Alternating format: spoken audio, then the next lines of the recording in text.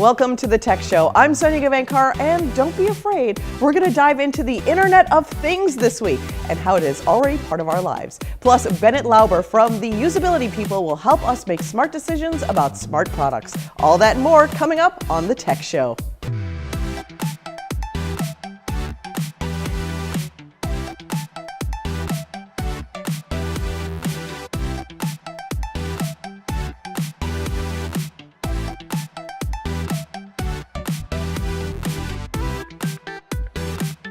Now it's time for the latest. Apple has been found guilty of infringing on 4 different VirNetX patents in the iMessage, FaceTime, and VPN solutions it offers for iPhones and iPads. It has been determined that 400 million Apple devices that infringe the Trolls patents have been sold. As a result, Apple has been ordered to pay damages to the tune of $502.6 million. This seems like a massive victory for VirNetX, and indeed it would be if Apple is ultimately forced to pay even a portion of the damages awarded in the case. As Bloomberg notes, however, the victory may be short-lived since the appeals court will likely determine that the patents in question are invalid. Uber is launching a rental car network in partnership with San Francisco-based Getaround, which lets users find and instantly book vehicles from private car owners, all through a mobile app. The deal comes as Uber expands beyond its flagship on-demand rides and onto other modes of local transportation. On April 9th, the company said it had purchased Jump Bikes, a provider of dockless electrical bikes. Also, Uber announced a partnership with London-based Masabi, a mobile ticketing company that Uber says will help customers book and use public transportation tickets directly within the Uber app. Quote, most of a person's transportation needs can be met by coupling ride sharing for quick trips with car sharing for trips with multiple stops or longer getaways, unquote, Getaround co-founder and CEO Sam Zayed said in press releases. It's the perfect combination for people who have chosen to live a car-free life. So now that Uber has solved transportation, apparently, why are so many of us still attached to car ownership and driving? We took the metro here, even though we live in Alexandria. But I don't think it would be smart to outlaw private vehicles in cities because there are reasons why someone might need one. Well, I think people have their own personal cars because it's always good to have your own. And where I live in New York near Binghamton, it's terrible. There's no transportation. It's still kind of ratty.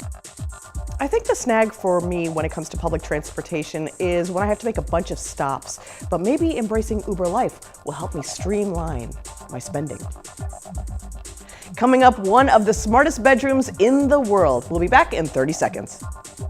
Over 70 years of experience in heart and aviation, the members of the Association of Flight Attendants know the realities of the aircraft cabin better than anyone. We don't just serve drinks, we save lives. We don't just negotiate contracts, we move major policy issues like the smoking ban, no knives on planes, clean water, and safe food on board.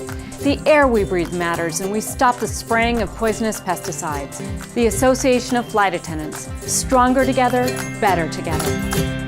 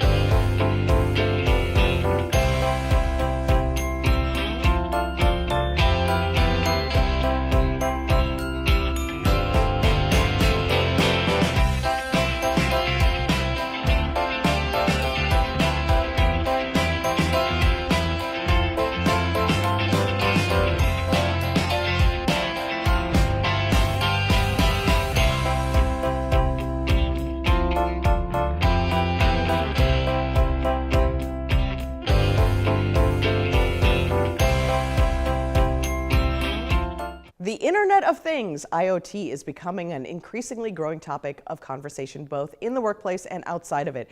It's a concept that not only has the potential to impact how we live, but also how we work. But what exactly is the Internet of Things, and what impact is it going to have on you, if any? Well, broadband internet is becoming more widely available. The cost of connecting is decreasing. More devices are being created with Wi-Fi capabilities and sensors built into them, and smartphone penetration is skyrocketing. All of these things are creating a perfect storm for IoT, which includes everything from coffee makers, washing machines, headphones, lamps, wearable devices, and almost anything else you can think of. The IoT is a giant network of connected things. The relationship will be between people and people, people and things and other things. Now, why on earth would we want all of these devices talking to each other? There are many examples of what this might look like and what the potential value might be. Say, for example, you are on your way to a meeting. Your car could have access to your calendar and already know the best route to take. If the traffic is heavy, your car might send a text message to the other party notifying them that you will be late. What if your alarm clock wakes you up at 6 a.m. and then notifies your coffee maker to start brewing coffee for you? What if your office equipment knew when it was running low on supplies and automatically reordered more? What if the wearable device you used in the workplace could tell you when and where you were most active and productive and sharing that information with other devices that you used while working? Amazing! The reality is that the IoT allows for virtually endless opportunities and connections to make places even more connected. And it will impact everything today. But what about security? With billions of devices being connected together, what can people do to make sure that their information stays secure? Will someone be able to hack into your toaster and thereby get access to your entire network? Then we have an issue of privacy and data sharing. And what about companies that have to store all the data on the IoT that it generates? We'll answer these questions and more after a quick break.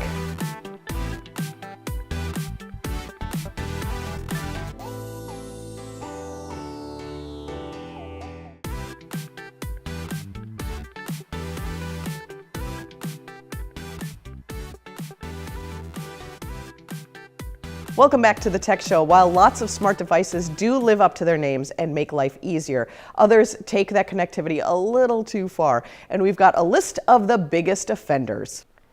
Shoe brand Harimari has a new line of flip-flops done in partnership with baseball glove maker Nakona. These aren't just any flip-flops, though. They have a special chip inside of them that makes them smart. Smart really just seems to mean adds buyers to the Harimari email list. As reported by Fast Company, the new Harimari by Nakona has a sensor inside that connects to an app the buyer downloads. So you pair these $100 shoes with your phone so that it can send you discounts on the newest Harimari products. Maybe they should make sunglasses that just play a loop of the product line as well. The $100 connected toaster from Griffin was called revolutionary because the accompanying Bluetooth app has different types of bread and a slider to adjust how much you want your toast to be brown. And it doesn't end there. The app will throw a notification to your phone when the delicious slice of carbohydrates is finished. Okay, fine, but toast takes 3 minutes and my toaster was $15, so I don't know. Now, we aren't going to trash the whole idea of dash buttons, but do you need one for Play-Doh, Mentos, Nerf, Slim Jim, or 3-ring binders? Who is the person who needs fish oil pills or pistachios constantly replenished with a fingertip? There's always that one person who ruins a good thing for all of us. Then there's Garagio. Saves us from the arduous task of opening a garage door with our fingers by allowing us to use that same finger to open an app with our phone to, yes, open the garage door. But you can do it from practically anywhere in the world. So I guess that's a thing.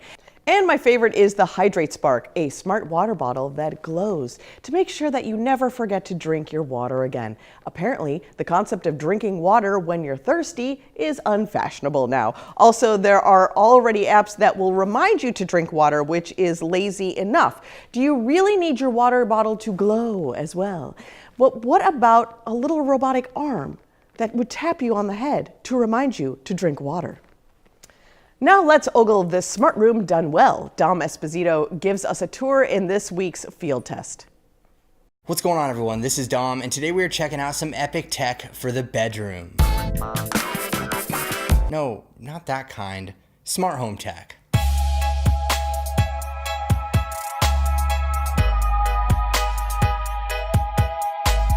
So setting up a good smart home comes in a variety of forms, but a good starting point is definitely with the bedroom. I mean, this is where you spend a good portion of your life, whether you're sleeping or not. And the key to having a functional smart home is a solid hub to manage it all. Lately, I've been messing around with the Amazon Echo Show, and this is literally one of the best nightstand companions that you can get right now. Not only can it control all of my Philips Hue lighting scattered throughout the room and my house, but it can play music, control smart thermostats like Nest, work as an alarm clock, and so much more, and it's definitely one of the best smart home hubs in the business. This bed is super comfortable. Being a Sleep Number mattress, you have the ability to set your specific Sleep Number setting, which increases or decreases the firmness of the mattress. Mind you, all of this is done from your smartphone within the Sleep IQ app. Speaking of which, the app combined with the Sleep IQ tech inside of the bed tracks your sleep, your heart rate, breaths per minute, connects with a variety of health apps,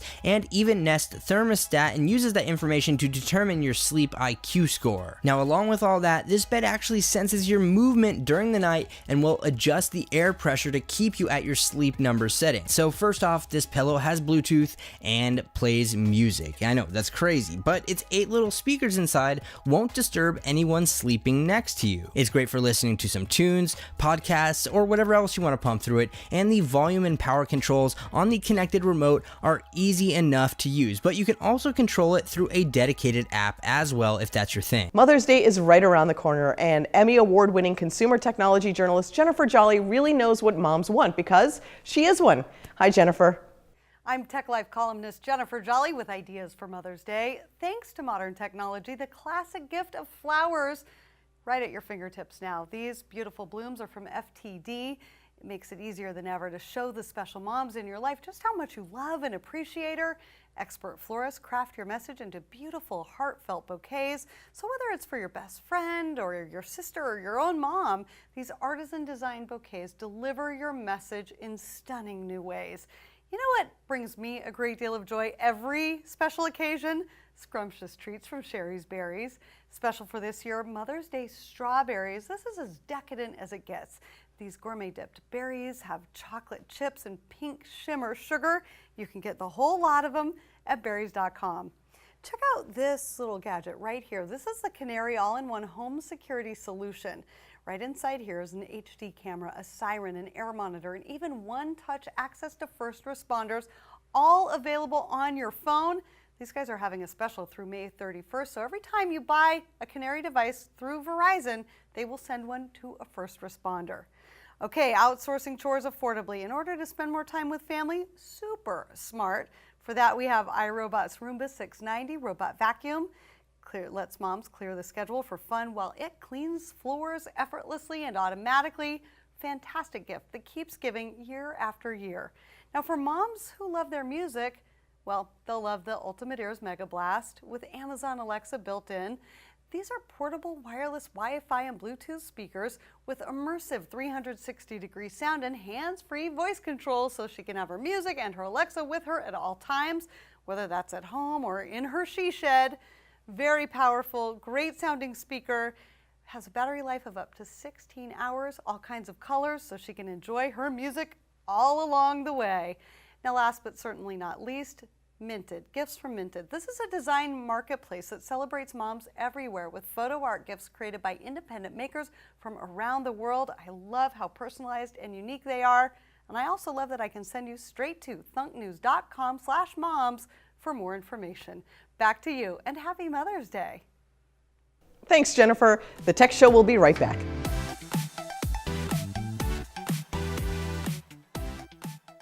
You bought life insurance to protect your family, but now your kids are grown and you could use more cash to enjoy your retirement or cover medical expenses. Well, you should know about Life Settlement by Benefit Advance. With Benefit Advance, you don't surrender your life insurance. You sell all or part of it for a lot more cash. Cash for retirement, medical bills, a family vacation home, even a cash gift to your children. Learn more.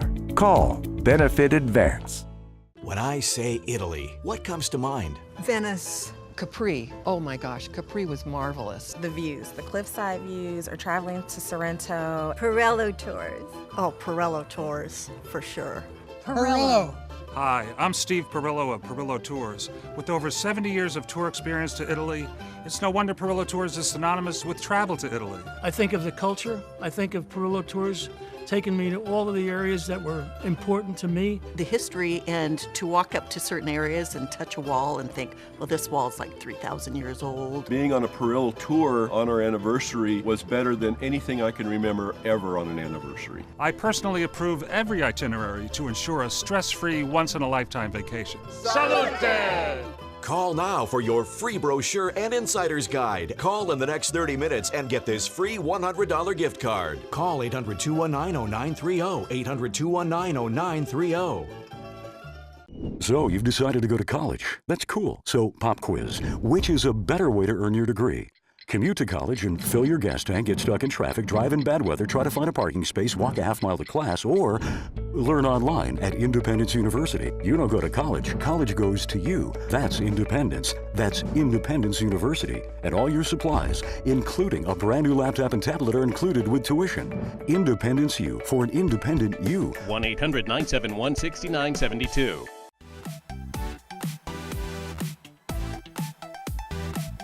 Do you want to stick your head in the sand when you hear the terms IoT or blockchain? You are not alone. But luckily, we have Bennett Lauber here from the usability people to tell us what we need to know and how much we need to actually remember about all these things. Welcome, Bennett. Hi. Is this Internet of Things thing something that is inevitable? Do we even have to know anything about it? Do we just kind of lean in? You know, it is inevitable, and you're going to have to know a little bit about it in order to be successful and to be able to use it. You know, Alexa, what's the weather going to be like today? You know, that's going to be something that everyone is going to say. Alexa, turn off the light. But you know, you don't really need to know all the ones and zeros of the details. You just need to know that it's here and it's going to affect your life. And if we haven't already bought into it, are we already behind? Yes, you are already behind. You know, I was thinking about this. You know, what do you do when your dryer or when your washing machine buzzes and down in your basement and you have no idea? You know, you wait, you know, an hour, like, oh darn, the stuff's been sitting in there. But with the Internet of Things, it will send you a text message and say, hey, you know, the stuff in your dryer is done. You know, and I mean, is that inevitable? Probably. Are there any drawbacks? Well, yeah, I mean, there's a drawback because, you know, you have a single point of failure. You know, what happens when your Wi-Fi goes down? Right. You know, if your Wi-Fi goes down, none of that thing is going to Suddenly it's 1993 all over again. Right. You know, like when I take the Wi-Fi away from my kids, they freak out. Like, oh my God, what am I going to do without Wi-Fi? But, you know, if you have, you know, half of your house running off your Wi-Fi and your Wi-Fi goes down or, you know, is intermittent and goes slow or something, then, you know, you're going to be in trouble. So there are a lot of things that are available on the market, a lot of smart objects. How do we decide and negotiate which ones are best for our home and what we actually need? You know, the best thing is to think about the price. I mean, how much are you willing to afford? I mean, 'cause you don't really need, you know, a Wi-Fi controlled thermostat for your house. But it's really cool, you know, to like you go on vacation, you could go to your phone and say, oh, look at that, the heater's still on in my house and I can shut it off. So, you know, how much can you afford? And, you know, you could make your life easier or, you know, you could automatically get notifications, like I said before, about the dryer being done. You know, before I go to bed, I say, Alexa, turn off the bedroom light. And that's really convenient. I don't have to get up and reach and grab the thing. Every morning, my daughters come in and say, Alexa, what's the weather going to be like today? And that's really convenient. Now, what about actually thinking about the consumer? I have this idea that inventors are like, that would be amazing, let's make it happen. Are they actually thinking about us? Well, you know, that's where the user-centered design process comes in. Most of the products out there, they do engineering-centric design. They build a product, they have a feature and a function, and they put it out, and they say, people go ahead and use it. But that's not actually the way you should design things. What you should do is try to figure out what the consumer is trying to do. Try to figure out what tasks they're trying to solve. Figure out the words that they use and design your product around that. That's the user-centered design process. What about if I'm really handy and I know my way around electronics? Can I actually customize these things? You certainly can. You could build something yourself. You know, I bought a Raspberry Pi with this. This is a $5 computer that has the same capabilities of the computers of 15 years ago. That's amazing. And you know, you could build whatever you want with that. You know, I can control my garage door with that. I could tell you what the temperature is in my garage with one of those. It's running in my garage right now. So we should get on board. We should learn how to customize. Where do people find out more? Well, if you want to use Raspberry Pi, the Raspberry Pi Foundation has a really great website, raspberrypi.org. There's another company called Adafruit that has all kinds of different sensors and DIY projects and things. If you want to learn more about the user-centered design process, which is what we do, the usabilitypeople.com is a great resource for that. You also told me that Target's doing something new with Raspberry Pi too. So Target and Google are working together. They're coming out with a kit that uses a Raspberry Pi W and Raspberry Pi Zero W. And it's going to be a smart speaker that is going to be doing voice recognition and also facial recognition. And it's a kit that comes all in one, a little cardboard box, and you'll be able to do all of those. So if you have like a Google Home instead of the Alexa, build your own. Amazing. Thanks so much, Bennett. Can you have the crew here tell my refrigerator to tell my washing machine that I need a cup of coffee? Can you have them do that for me? Sure. Hey, guys. Thanks so much for being here, Bennett. Oh, you bet. We have to take a quick break, and then let's see what invention will try and take my money this week. The Tech Show will be right back.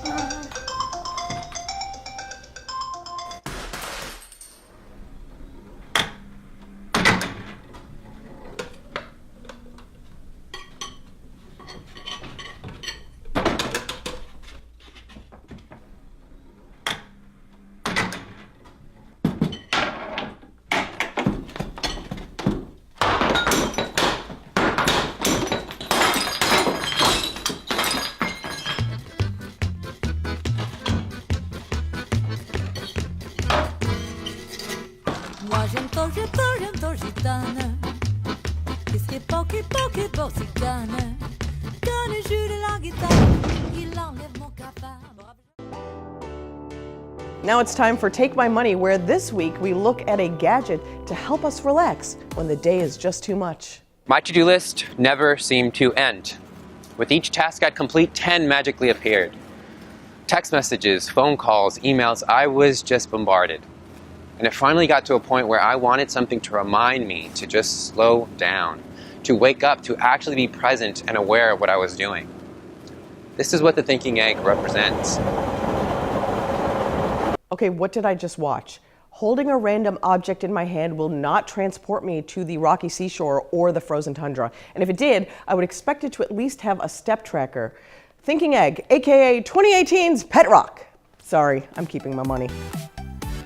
Thank you for joining us this week. Follow us at The Tech Show TV and join the conversation. Tech you later.